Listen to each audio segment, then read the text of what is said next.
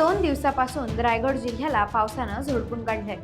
शहर आणि ग्रामीण भागातही पावसाचं पाणी साचल्याने नागरिकांना त्रासाला सामोरं जावं लागतंय।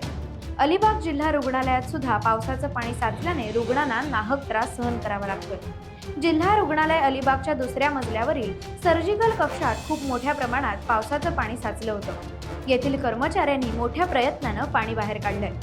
जिल्हा रुग्णालय इमारतीच्या दुरुस्तीचं काम ऐन पावसात सुरू असल्याने गैरसोय होताना दिसून येते। अलिबाग तालुक्यातील बहुतांश गावांना पावसाचा जोरदार तडाखा बसला आहे। देहन भाकरवड गावात तलाव सदृश परिस्थिती निर्माण झाल्याची दिसून येते।